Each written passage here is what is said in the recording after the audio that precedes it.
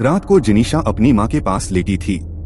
माँ ने लाइट बंद की और बोली, अब सो जा बेटा, सुबह प्ले स्कूल जाना है। घड़ी की टिक टिक अचानक बहुत तेज लगने लगी। जिनीशा ने आंखें बंद की और फिर जब खोली तो सुबह हो चुकी थी। माँ वही बातें कर रही थी, जल्दी उठो, प्ले स्कूल का समय हो गया।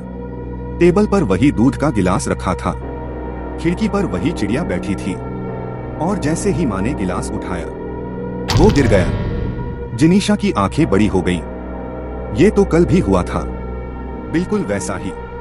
जिनीशा प्ले स्कूल पहुंची। सब कुछ सामान्य दिख रहा था, पर उसकी सहपाठी अनाया फुसफुसाकर बोली, तुझे भी लगता है सब रिपीट हो रहा है? जिनीशा चौंक गई। तू भी महसूस कर रही है? अनाया ने डर से सिर हिलाया। दोनों को अब यकीन हो गया कि कुछ बहुत गलत हो रहा है। रात को जिनीशा को सपना आया। एक काली परछाई घड़ी की सुइयां उल्टी घुमा रही थी। उसकी भारी आवाज गूंजी, तुम दोनों इस लूप से बाहर नहीं निकल सकती। जिनीशा डर से कांप गई। अगली सुबह फिर वही चिड़िया, वही दूध गिरना, वही बातें।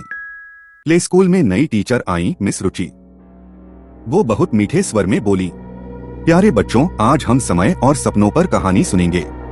कहानी सुनाते सुनाते उनकी आंखें कुछ पल को लाल चमकी। जिनीशा ने अनाया का हाथ पकड़ लिया। अनाया, ये वही बात कर रही हैं जो मैंने सपने में सुनी थी। मिस रुचि मुस्कुराई। टाइम लूप्स कभी यूं ही नहीं बनते बच्चों, ये किसी कर्ज का हिसाब होते हैं। जिनीशा और अनाया की सांसें थम गईं। अब की बार दूध का गिलास गिरा तो फर्श पर खून जैसे लाल दाग दिखे। खिड़की की चिड़िया उनकी तरफ घूर रही थी, आंखें बिल्कुल लाल। माँ सामान्य लग रही थी, लेकिन चेहरा बिल्कुल एक्सप्रेशनलेस। जिनीशा चिल्लाई, माँ ये सब बदल क्यों नहीं रहा? माँ अचानक फुसफुसाई, मैं भी इस लूप में फंसी हूँ, लेकिन अब शायद देर हो चुकी है। उस रात सपना आया। अनाया बंधी हुई थी, परछाई उसके ऊपर मंडरा रही थी और आवाज आई, या तो इसे हमें दे दो या फिर हमेशा यहीं रह जाओ। जिनीशा रोने लगी, नहीं, मैं अपनी दोस्त को नहीं दूंगी। अचानक सपना टूट गया। जिनीशा ने आंखें खोली तो सुबह वही दृश्य, माँ की वही बातें, वही दूध का गिलास। लेकिन इस बार अनाया प्ले स्कूल नहीं आई। सब बच्चों ने कहा, अनाया तो कभी थी ही नहीं।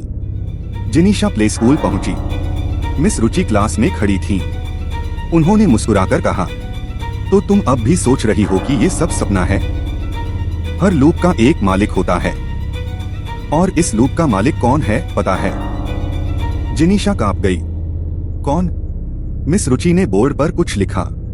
वो शब्द थे, जिनीशा। कमरा अंधेरे में डूब गया। बच्चों की हंसी भयानक चीख में बदल गई। घड़ी की टिक टिक थंडर जैसी गूंजने लगी। जिनीशा ने आंखें बंद की और चीख उठी।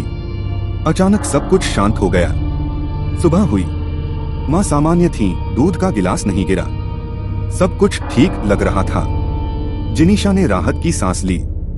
सब कुछ सामान्य लग रहा था। माँ मुस्कुरा रही थी, दूध का गिलास अपनी जगह पर था, खिड़की पर चिड़िया गाना गा रही थी। उसने सोचा आखिरकार लूप टूट गया। लेकिन तभी उसने महसूस किया, माँ बार बार वही एक ही वाक्य दोहरा रही थी, जल्दी नाश्ता कर लो बेटा, जल्दी नाश्ता कर लो बेटा, जल्दी नाश्ता कर लो बेटा। जिनीशा के कान सुन्न पड़ने लगे।